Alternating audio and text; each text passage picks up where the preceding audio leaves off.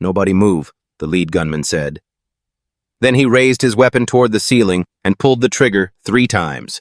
3 gunshots tore through the vaulted ceiling of Alderrest Federal Bank, and the world inside shattered in an instant. Customers screamed, dropped to the marble floor, and pressed their faces against cold stone as shards of decorative glass rained down from above. Margot Ellery, CEO of a healthcare empire worth hundreds of millions of dollars, was dragged from her chair and forced to her knees in the center of the lobby with a gun barrel pressed against her skull. But a few feet away, a black man in a faded building inspector's jacket did not scream. He did not run. Kendrick Boone simply observed each armed figure, each blocked exit, each inch of detonator wire curling out of a tactical bag near the door. Then slowly and deliberately, he reached toward the elevator control panel. What was he about to do? If you've never seen this channel before, welcome. We tell stories about the moments that reveal who people really are. Subscribe so you don't miss what comes next. Margot Ellery had not been nervous in years. Nervous was for people who had not yet learned how to control a room, and Margot had been controlling rooms since she was 26 years old. She built NovaCrest Community Health from a single underfunded clinic in eastern Ohio into a network of 12 mobile health units serving neighborhoods that most corporations preferred to pretend did not exist. She had negotiated with city councils, outmaneuvered hospital boards, and once talked a state senator out of defunding her entire operation over a single lunch. Nervousness was a luxury she had long since stopped affording herself. That morning, she walked into Alderrest Federal Bank with one purpose: finalize an emergency refinancing package for all 12 of her mobile clinics. If the paperwork was not signed before the end of the business day, the clinics would be suspended and thousands of low-income patients would lose access to care. She carried a slim metallic case in her left hand, a biometric authorization device her security team called the Cobalt Key. The device could approve the transfer of funds from NovaCrest's emergency reserve, but only when 3 conditions were met simultaneously: Margot's own fingerprint, a confirmation code from the bank's internal system, and a private key string managed exclusively by her corporate security division. She believed only 3 people knew about this appointment herself: her CFO and Cyrus Fenwick, her head of corporate security. She had no reason to believe otherwise. Alderrest was not a typical bank. It occupied the interior of a former Art Deco train station in Dunhaven, Ohio, with vaulted ceilings that soared 4 stories above the marble floor and tall arched windows that filled the lobby with pale morning light. It was the kind of building that made people instinctively lower their voices, as though the architecture itself demanded a certain reverence. Margot had always appreciated places that commanded respect without asking for it. She was moving through the lobby toward the private transaction room when she nearly stepped into a restricted zone near the freight elevator. A man in a gray work jacket crouched beside the open control panel tools, spread carefully around him on a cloth mat. He looked up and raised one hand. "Ma'am, I need you to take the long way around. This section's flagged for inspection." His voice was even and unhurried, the kind of tone that expected to be obeyed without any particular urgency behind it. Margot looked at the emblem on his jacket: Dunhaven Building Inspection Authority, and then at the scuffed metal toolbox beside him, the worn knees of his pants, and the patient expression of a man who spent his days working in spaces other people never thought about. Kendrick Boone was 39 years old, and he had learned long ago how people like Margot looked at people like him. Not with hostility necessarily, just with the particular blankness of someone who had already decided before a single word was spoken exactly how much weight to give to whatever came next. He watched her take in his jacket, his tools, and his face, and he watched the calculation happen behind her eyes in less than a second. Margot told him she didn't have time for an extended inspection process. Kendrick didn't argue. He simply closed the panel cover, guided his daughter a few feet further from the work area, and returned to his task without another word. His 8-year-old Zuri sat against the far wall with a yellow backpack in her lap and a comic book open across her knees. Her school had been shut down that day due to a burst water pipe, and Kendrick hadn't been able to find anyone to watch her on short notice, so she had come along. It was not the first time, and she knew how to behave. Stay seated, stay quiet, stay aware. Zuri glanced up briefly as Margot walked past. She didn't look offended or curious. She just looked with the steady, unreadable patience of a child who had seen this particular moment play out before. Margot didn't look back. 3 other people moved through the lobby that morning who would matter before the day was over. Renata Solis, 71 years old, sat near the service counter with an embroidered cloth bag in her lap and a handwritten note she kept rereading her monthly pension withdrawal, the same errand she had run on the second Tuesday of every month for 11 years. Marcus Webb, 24, stood behind the teller counter in a shirt that was still slightly too stiff from the dry cleaner, running his drawer count for the 3rd time and trying to look more confident than he felt.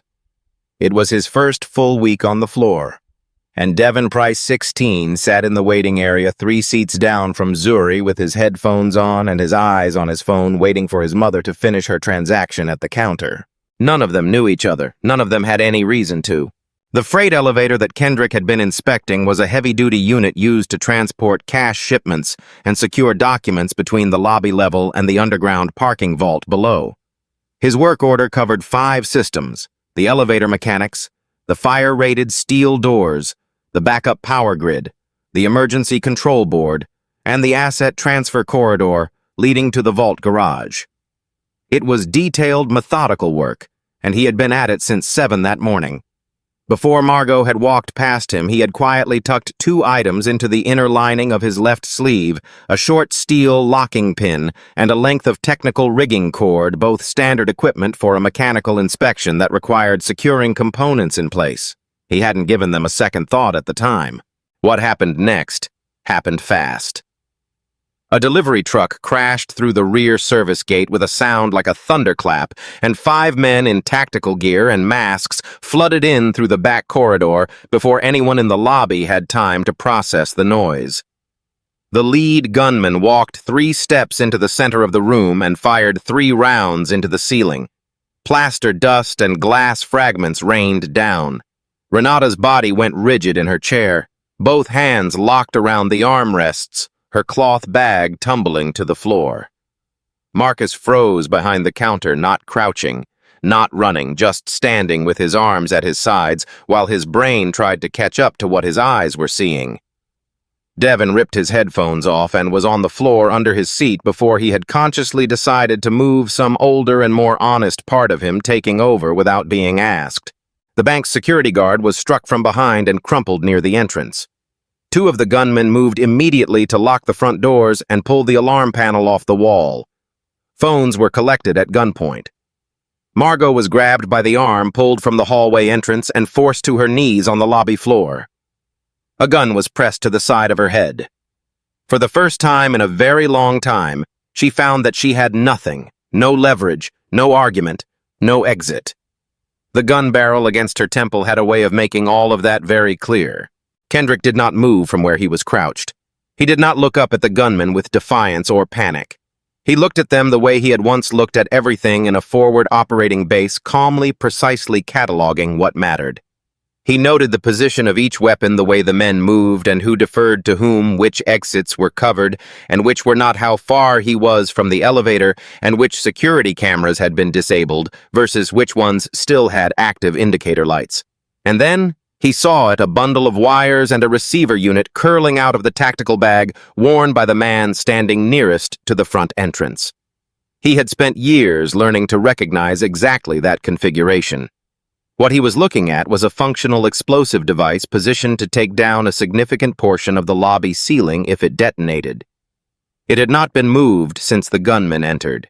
The man carrying it had stayed near the door the entire time, which told Kendrick something important. The device was meant to serve as a threat and a last resort, not something to be transported.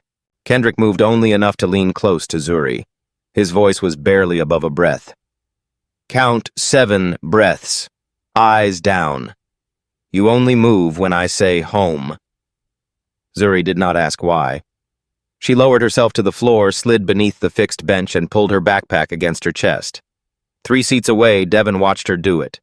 He didn't know who she was or why she moved the way she did with no wasted motion, no crying, no hesitation. But something about it reached him, and without fully understanding why, he pressed himself flat against the floor and stayed there. The lead gunman crossed the lobby and stopped directly in front of Margot. He said her full name. He told her he needed the Cobalt key and access to Novacrest's emergency reserve fund. Margot's mind went very still. He knew her name. He knew what she was carrying. He knew why she was here. She looked up at the man behind the mask and understood with cold clarity that she had not walked into a bank robbery. She had walked into something that had been built specifically around her. The bank was just the location. She was the target. And somewhere in the lobby behind her, a man in a worn gray jacket was watching all of it, counting breaths and waiting. Kendrick looked at the maintenance corridor door on the far side of the lobby. It was partially ajar. The latch hadn't caught when the gunman swept through. That door connected to a service stairwell that would take him and Zuri down to the loading dock and out through the fire exit without passing a single gunman. He could be outside in under 2 minutes. He looked at Zuri still and quiet beneath the bench, her backpack held against her chest, eyes on the floor exactly the way he had taught her. He looked back at the explosive device near the door. Then at Renata sitting frozen in her chair with her hands locked around the armrests. At Marcus still standing behind the counter. At Devon flat on the floor 3 feet from his daughter. The bomb was positioned to collapse the central vault of the ceiling. Nobody near that entrance would survive it if the trigger was pressed or if the man carrying it panicked at the wrong moment. Kendrick reached out and pulled the maintenance door fully closed. He stayed. The first thing Kendrick did after closing the maintenance door was get himself yelled at. He let his hand slip against the side of his toolbox and sent it clattering across the marble floor. The sound cracked through the lobby like a second gunshot, and one of the masked men spun toward him immediately, weapon raised. Kendrick held both hands up his face, arranged into something that looked like ordinary fear. Wide eyes, shallow breath. The expression of a man who had just made a careless mistake and was terrified of what it might cost him. The gunman crossed the floor in 4 steps and ordered him to pick everything up and get back on the ground. Kendrick nodded and moved slowly the way frightened people move, gathering his tools one by one off the floor with hands that appeared to be trembling. What the gunman didn't see was that Kendrick had chosen exactly where to drop the box and exactly where to kneel while picking it up. He was now positioned directly in front of the freight elevator control panel. With his back to the room and his body blocking the view, he reached inside the open panel housing and found the inspection mode toggle, a recessed switch behind the main circuit board that most people in the building didn't know existed because it wasn't in any of the public-facing schematics. Kendrick knew it existed because he had certified this elevator himself 18 months ago. He flipped the switch in under 3 seconds, then closed the panel and sat back on his heels with his toolbox in his lap like a man waiting to be told what to do next. In emergency inspection mode, the elevator would only respond to commands entered directly at the physical keypad on the panel itself, a backup input system that bypassed the handheld controller entirely and was designed for use when the controller was unavailable. The steel doors would auto-lock if the system detected an anomaly. The radio signal inside the shaft would be suppressed by the elevator's own shielding combined with the concrete lining of the shaft. And the car could be stopped between floors using a mechanical override that required nothing more than the steel pin currently tucked inside his sleeve. None of this was visible from the outside. To anyone looking at the panel, the elevator appeared completely normal. He had been watching Cyrus Fenwick for several minutes, and something about the man continued to pull at his attention the way certain silences in a room used to bother him overseas, the kind that didn't feel like fear, but like waiting. Cyrus was lying near the center of the hostage group, head down, one arm folded under him. He wasn't crying. He wasn't whispering to the person beside him. He was still in a way that looked rehearsed rather than frozen. Kendrick filed it away and kept watching. Across the lobby, Margot was running out of ways to stall.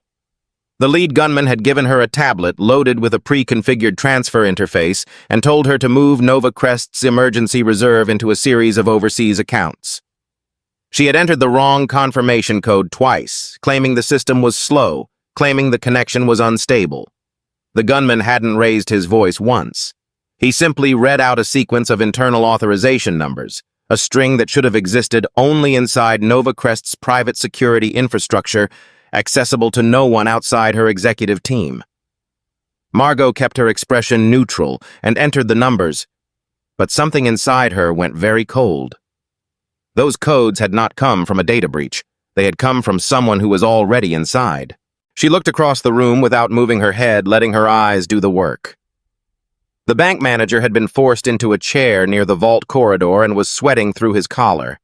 Marcus was sitting on the floor behind the teller counter, hands flat on his thighs, staring at nothing.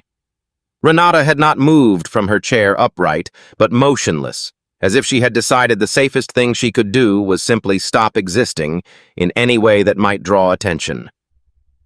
And Cyrus Fenwick was lying near the emergency exit, the only hostage within easy reach of the door, with no gun pointed directly at him and his wrists completely unbound. Margot had trusted Cyrus for 7 years. She thought about all of it, and then she looked at his hands and she made herself see what was actually there instead of what she expected. He hadn't looked up when the gunman read those internal codes.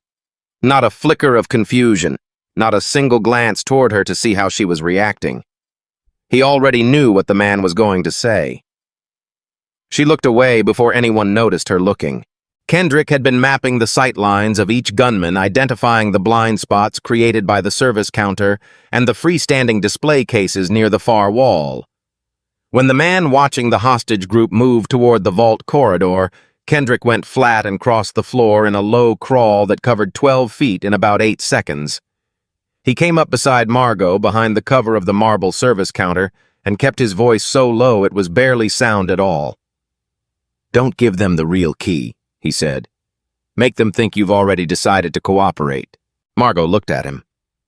This was the same man she had dismissed in under 10 seconds that morning. He was looking at her now with an expression that was completely unhurried, and she realized that his calm was not the calm of someone who didn't understand what was happening.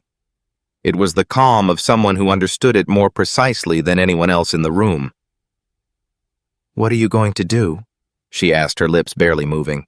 Kendrick told her about the elevator. He told her he could lock the car between floors, cut the signal inside the shaft, and trap the gunman long enough for police to move in. But he needed them to want to get into that elevator voluntarily, which meant they needed to believe it was the only way out. Margot would have to tell them the cobalt key couldn't complete the transfer from the lobby, that it needed to sync with a secondary authorization unit stored in the armored transport vehicle in the underground vault garage, and that the freight elevator was the only route down that wouldn't trigger an automatic account freeze. Margot understood what he was asking. She also understood that if he was wrong about any part of it, she would be in an enclosed steel box with armed men and no way out. For a woman who had spent 2 decades making decisions based on data and leverage, trusting a building inspector she had barely spoken to went against every instinct she had refined over a career. But she looked at his eyes and thought about the way he had moved across that floor, low and precise and utterly without wasted motion. And she thought about the way his daughter had dropped to the ground the moment he spoke to her, not from fear, but from training. Margot made the only calculation that actually mattered. She was not the most qualified person in this room, and pretending otherwise would get people killed. She nodded once. When the lead gunman returned to her, Margot told him the cobalt key had an encrypted sync requirement that couldn't be completed over the bank's internal network. The device needed a direct physical connection to the authorization terminal inside Nova Crest's armored transport vehicle parked in the underground vault garage 2 levels below. The only way to reach it without triggering the account lockdown protocol was through the freight elevator. She said it without hesitation, the same tone she used in boardrooms when she needed people to accept something as settled fact. The gunman looked at her for a long moment, then signaled to the others. They began to move. 2 gunmen herded a group of hostages toward the elevator. Kendrick was pulled to his feet and told to operate the car. Margot was brought alongside him with the cobalt key case still in her hand. The lead gunman and two others followed with the money bags. The man carrying the explosive device was ordered to hold his position near the front entrance. His job now was to cover the lobby and deter any police entry while the others completed the transfer below. That detail mattered. The bomb was staying upstairs. Kendrick moved to the elevator panel and opened the doors using the physical keypad, stepping slightly to the side to block the display as he entered the sequence. Everything appeared normal. The car arrived. The doors opened. Then Cyrus Fenwick stood up. Not slowly, not reluctantly. He stood with the ease of a man getting up from a chair at the end of a meeting. He reached over to the nearest gunman and took the weapon from him before anyone fully registered what was happening, then turned and fired into the bank manager's left shoulder. The man went down hard and was dragged by a colleague behind the counter. The lobby erupted, hostages pressing against the floor. Renata gripping the chair arms so hard her knuckles went white. Marcus dropping flat. Devon lurching upright before looking toward Zuri, first seeing her still beneath the bench and pressing himself back down. Cyrus pointed at the elevator panel. "Yellow light," he said, looking at Kendrick. "Inspection mode. He's been running this whole thing." His voice was level, almost academic. The gunman moved on Kendrick immediately. He went down under two of them, and his handheld technical controller, which he had kept visible in his outer chest pocket precisely so they would take it and feel satisfied, was pulled free. They searched him thoroughly, running hands along his arms and torso. The steel pin and the rigging cord were in the inner sleeve lining flat against his forearm, and the search didn't go that deep. Kendrick kept his arms loose and his breathing regular and said nothing. Cyrus scanned the lobby and his eyes settled on the yellow backpack visible beneath the bench near the far wall. He crossed the room, reached under, and pulled Zuri out by the strap of her backpack.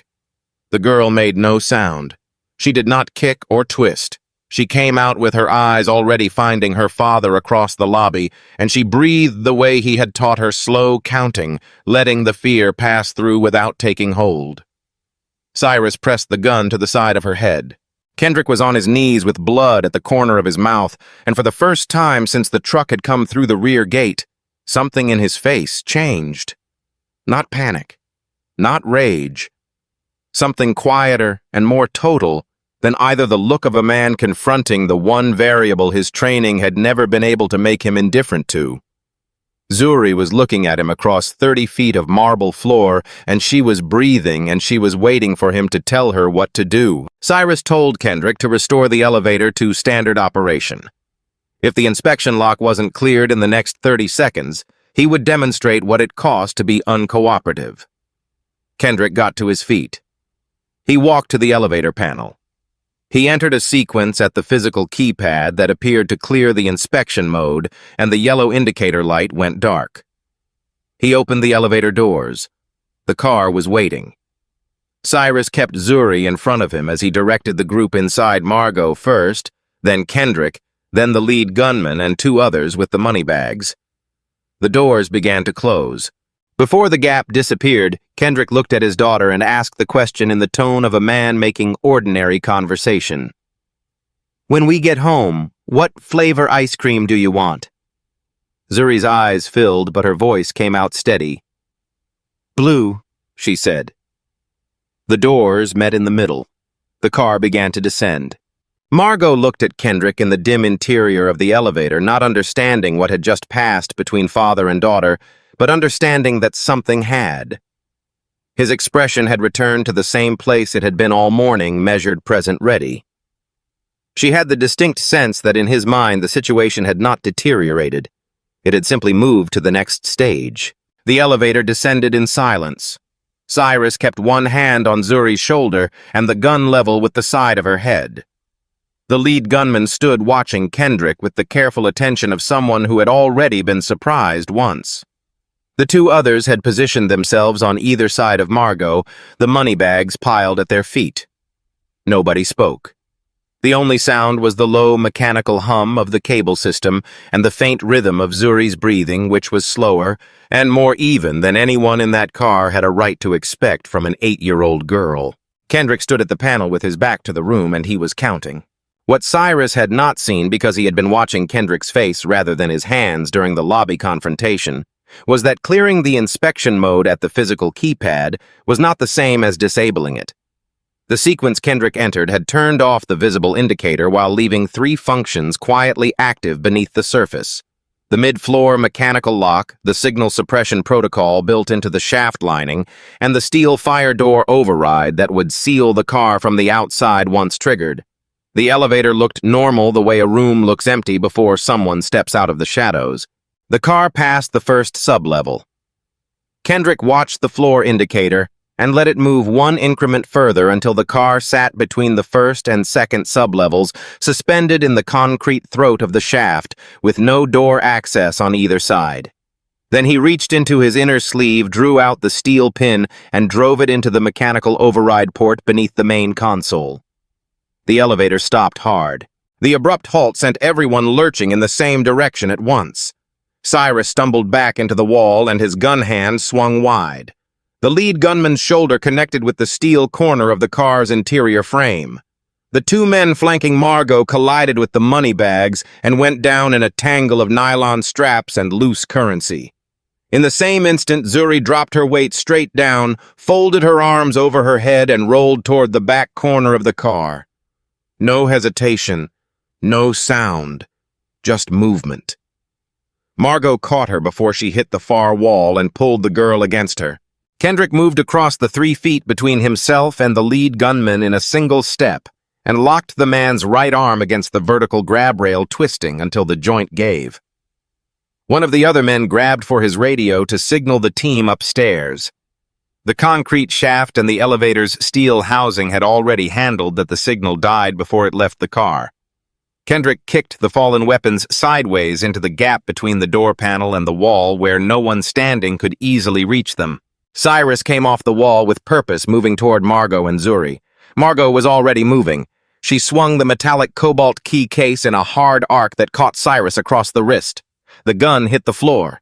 Cyrus pulled back with a sharp sound, and before he could recover, Kendrick drove him forward into the sidewall and used the rigging cord from his sleeve to secure Cyrus's wrists behind his back, pulling the knots tight with the efficiency of someone who had done similar things in far less forgiving circumstances. The 2 remaining gunmen were on the floor, one still tangled in the bag straps, the other sitting up with his hands raised and something broken in his expression. Kendrick went to the emergency telephone mounted on the interior wall, lifted the receiver, and reached the police command post that had established a line to the bank's internal system. He told them the car's exact position between sublevels. He told them the explosive device was still with the gunman near the front entrance and gave them the frequency range to jam the remote trigger. He described the approach angle for the bomb disposal team and identified which exit in the vault corridor had been left unsecured. His voice was the same throughout, unhurried, precise, the voice of someone relaying information rather than surviving a crisis. When he set the receiver down and turned back, Zuri was still in Margot's arms. The girl had her face turned slightly toward her father, watching him with dark, steady eyes. Margot had one hand across Zuri's back and the other pressed flat against the steel wall. She was shaking, not violently, but in the fine, uncontrollable way a body shakes when it has been holding itself rigid for too long and finally receives permission to let go. She looked at her trembling hand against the cold wall and said nothing. The car was dim and still. Somewhere above them she could hear the distant sound of movement officers clearing the lobby, the gunmen who had stayed upstairs surrounded and out of options. The 3 of them sat in the suspended car and breathed together until the drill broke through the exterior wall of the shaft and the flashlight beams swept across them. The moment the emergency panel was opened, Kendrick went directly to Zuri. He took her face in both hands and looked at her. Her eyes, the color in her cheeks, the movement of her shoulders as she breathed. He checked her hands, her neck, ran his palms across her upper arms. Zuri put her arms around his neck and held on, and Kendrick closed his eyes for exactly 1 second. "You did everything right," he said quietly. Zuri pulled back enough to look at him. "Were you scared?" Kendrick held her gaze. "Yes," he said, "but fear doesn't get to decide for us. Margot heard it standing 3 feet away, and she didn't look away. Outside the lobby was being processed by what seemed like every law enforcement agency in the county. Renata Solis sat near the entrance with a silver emergency blanket around her shoulders, her embroidered bag recovered and held in her lap, looking up at the vaulted ceiling as if simply grateful for the continued presence of it. Marcus sat behind the teller counter exactly where he'd been put at the start, a cup of water beside him that someone had placed there, without asking, his hands finally still in his lap. The bank manager was being treated by paramedics near the vault corridor. The shot to his left shoulder had been serious, but not fatal, and he was conscious and stable by the time officers reached him. Devon stood outside the police perimeter on the sidewalk, head down, phone to his ear. When his mother's voice came through, he said, "I'm okay," and then didn't say anything else for a long time. What the authorities found on Cyrus Fenwick's devices told a complete story. He had been diverting funds from NovaCrest's operational accounts for years. Budget line items that existed on paper, and nowhere else vendor contracts paid to entities. He controlled a pattern that would have surfaced during the internal audit Margot had scheduled for the following month. The robbery had been designed to do several things at once: transfer the emergency reserve before the audit could happen, destroy the digital evidence trail, and ensure that Margot did not survive the day in any condition to testify about what she had found. The plan had been careful and thorough. What it hadn't accounted for was a building inspector who had once walked toward live explosives for a living, and who had chosen that particular morning to bring his daughter to work. The Cobalt key had never been activated. The reserve fund was intact. All 12 mobile clinics opened on schedule the following week. 3 weeks later, NovaCrest's board gathered to formally acknowledge what Kendrick had done. Margot had prepared a full offer, a significant financial award, a new home, a complete scholarship for Zuri, a senior security position at NovaCrest, and the authority to build an emergency response division from the ground up. Kendrick listened to the entire thing before he spoke. He told her he didn't want his name on a press release and didn't want a title. He hadn't stayed in that lobby to become something the company could put in front of a camera. What he wanted was for the financial award to fund a free emergency preparedness program, practical training in crisis response for schools, community clinics, social service agencies, and families in neighborhoods that couldn't afford private security consultants. He wanted it run by people who actually worked in those communities. And he wanted it named after his wife Althea, who had been the reason he came home in the first place. Margot agreed without deliberating. She asked if he would serve as lead advisor to make sure the program stayed true to what he intended, and he said yes. With one condition: nothing on the calendar could interfere with Zuri's school performances or parent-teacher conferences. The program was announced publicly as the Althea Initiative the following month. On the morning of the first training session, Margot arrived early. She stood in the doorway for a moment, then reached up and unpinned the small nameplate from her lapel, the one that read CEO NovaCrest Community Health, and set it in her coat pocket. The people in that room didn't need to know her title. They needed to know how to breathe when everything around them stopped making sense, and she was there to learn that too. When she took her seat, Kendrick was already at the front of the room. He nodded at her briefly without ceremony, and then he began. Outside in the hallway, a reporter asked Zuri what she thought of her father. The girl considered the question with the seriousness it deserved. "He just did what he always teaches me," she said. "When people are scared, help them find their breath again." She went back inside to find a seat near the front because her father was talking, and she never liked to miss a word. Kendrick never asked to be seen. He just showed up, did the work, and protected the people around him because that's what he believed people were supposed to do for each other. If that kind of story matters to you, subscribe and stay with us. We'll keep telling them.